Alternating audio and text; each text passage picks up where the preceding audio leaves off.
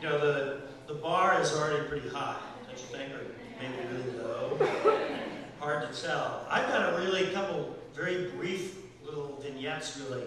And I have so much regret about all the things that I've written over the years. It goes back to the very beginning. In fact, that's where I went.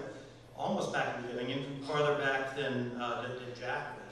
So, I am in second grade here. And many of you may be too old to remember the big chief pads. We all had to write on these pads, and I don't know, for some reason they had this chief with full regalia on the front. And you open it up, and there's really cheap paper and these big blue lines, and you're supposed to write in crayon, basically. So, this particular story, which has got to be the shortest story that you'll hear tonight, and I'm going to read the second one after the same theme, it basically was a source of humiliation throughout my life. And this is because my parents, in second grade, thought that this was so brilliant that they copied it. And they sent it to everybody in my family, friends, you know, whatever. And then they framed it. They put it on the wall in every house they've lived in, including their current house. It's right when you walk in. Girlfriends, you know, other people coming in, they immediately saw this, and this was their impression of me. So, are you ready for this? It's really short. It doesn't have a name because we're only in second grade, right? We don't know about titles yet. My dog's name is Christy. He is a girl. Had some gender issues back then. Okay. He is I can't even read this, Labrador Retreater. He is black, B-L-A-K, and very, V-E-R-R-Y, cute, Q-U-T-E.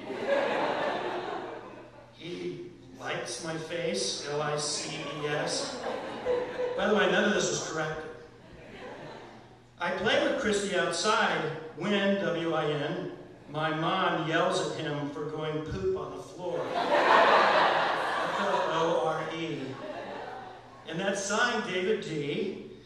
Now, when people don't know who walk in the house and see this humiliating piece of writing, he is a girl. How many times have I been laughed at? You know, I can hardly even think about it now. It's been so horrible. They didn't turn it over to see what was on the other side, written by the teacher. That's good, David, but not what you were supposed to write. I mean, what was I supposed to write? I don't remember. Was I supposed to write about a cat? I don't know. Misspell that too? Okay, the second one I'm going to read, which is also in a theme, because I was the firstborn child, as the first grandchild, as the first nephew, and in my family, basically, everything that I was writing up until we had more children, thank God, was being sent out to everybody. And so I wrote a series in 4th grade, and I must have been very politically unaware because I was not writing about things that Jack was writing about. This is what I call, though, my Philip K. Dick era, if you know Philip K. Dick, because I wrote a series of these incredibly boring, mundane little vignettes, which have the weirdest, strangest endings. And so this is grade 4, and the paper says David, actually I have it right here. It says grade 4, December 20th, 1967. I can't date myself here. Now the reason I'm reading this alongside the other one is because my parents also sent this and a whole series of these little stories out and gave to everyone. And I was reminded of it for years. And I'm also reading this partly because I'm a science writer, and I've written about things like enhancement and taking pills to make yourself stronger or whatever.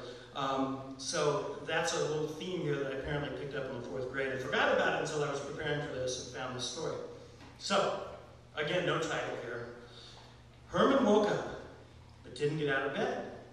His little brother Bumps said, "Get up." And my brother apparently remembers me using the word bump for him, my little brother. I don't remember this. He is not amused. I was talking to him the other day, reminding him of this story. He goes, "I'd forgotten that name. You had to bring it up."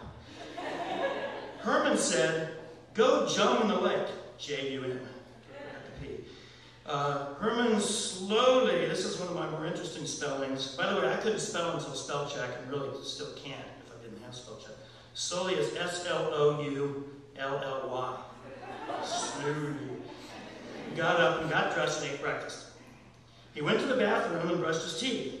This is a fourth grader who was not thinking about Vietnam and drugs and things like that. He got on his coat, and all of a sudden, S-U-D-E-N, the bus came. He grabbed his books and ran down the hall, breaking up everything. Crash! He missed the bus.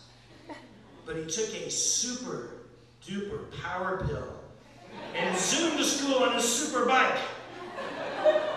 Here's the picture. The end.